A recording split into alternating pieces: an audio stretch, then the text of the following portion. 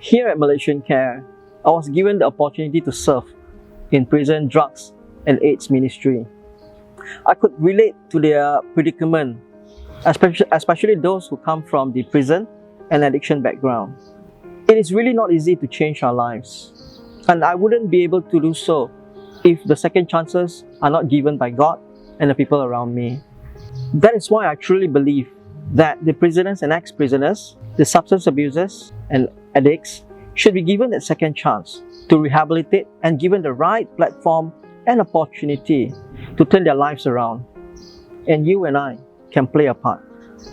As Jesus spoke a lot in parable, I would like to share a short story from the parable of the Good Samaritan, taken from the Gospel of Luke chapter 10 verse 25 to 37.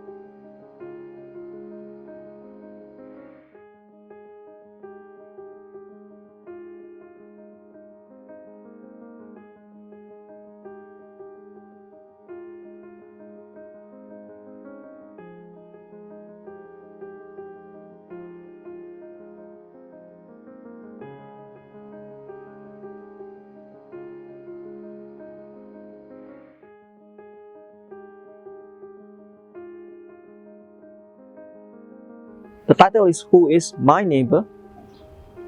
In the parable, when the priest was passing by a badly injured man lying on the road, perhaps due to his commitment to staying clean ritually and to avoid inconvenience, he did not stop to help the injured man. Many a time we find it hard to go out of our own inconvenience to help others. Sometimes we think, why don't let others do it instead? I was part of a team that goes into Sekolah Integrity Kajang, or known as SIK, a juvenile prison, and I remember seeing a young man, a grumpy, scary looking young man who doesn't smile a lot. As I met him more often when I go in and out of prison, I began to greet him, had small talk, and I approached him. We made friends, and even though at times he can be very cold and sometimes no response, and after some time I continued to do so, and I started to see a smile coming from his face, and we managed to strike some conversation before I was told that he was transferred to another block.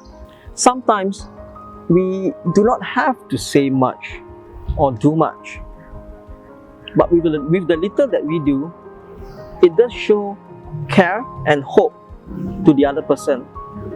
Now, instead of being inconvenienced and wanting to stay ritually clean like the priest, why don't we stop and share a smile? Or in this case, a helping hand, a show of acceptance and non-discrimination. In the same parable, the Levite chose not to respond to the badly injured man. As he saw the priest from afar walking past the injured man, he would have given a lot of thought into the matter. As he walked past the injured man, he would have thought, if the priest couldn't help him, how could he, and maybe might get himself into trouble by doing so? During my time in the ministry, I've seen quite a few who have given up on the work due to the feeling of disappointments and at times incompetence due to the magnitude and the expectation of the ministry. Now I remember one of our volunteers knowing by the name Uncle Chandra, who was a dedicated servant of God, and he never stopped serving until the day he went to the Lord, even when he wasn't well. Throughout his 30-odd years of serving in the prison ministry, he was cheated, he was lied upon, he was even robbed by the very people that he was helping. But he never gave up. The love of God and the commitment to share God's love pushed him to continue serving until the day he died. Many lives were blessed by what Uncle Chandra did, inside of prison and outside of prison as well. And the lives that he had touched went on to touch more lives.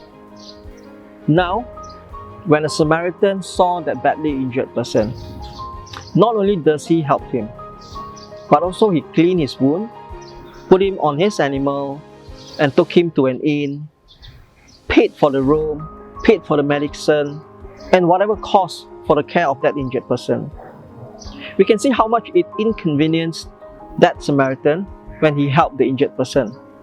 Jesus, a Jew who speaks to a crowd of Jews using Samaritan as the example of a good person, would have made many of them thinking, as the Jews see the Samaritans as a second-class citizens. It doesn't matter who we are or what people see us as, but it is the heart and action that matters. The Samaritan chose, it was a choice, to help the badly injured person and uses his own resources and time to help. Can we too do the same? Or would we be like the priest and the Levite? We are called to be like the Samaritans, to provide help to those who need it, and at times, it takes up our own resources and time. So, who truly is our neighbor?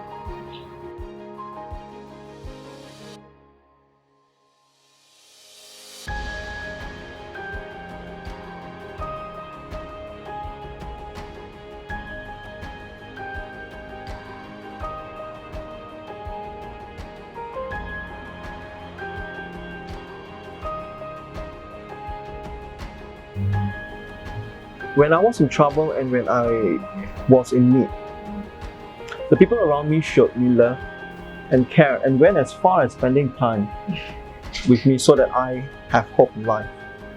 When I failed, people gave me second chances. And even though I may not have been perfect in my recovery journey, people compromised and gave me grace. My desire is for us not to judge, but to accept wisely those coming out from prison and those coming from the addiction background, to help them to reintegrate in ways that we can, and even though if it is small ways. Now, God has taught me that He is a God of redemption, and because of His love for us, He wants to see everyone saved, just like how He showed me when I was that one lost sheep, whereby He left the 99 sheep and looked for me. It is just like us, church. We need to go and reach out to the lost beyond the four walls of the church. It is not the well who Jesus came for, but it is for those who are sick and for those who need to hear the good news. Thank you.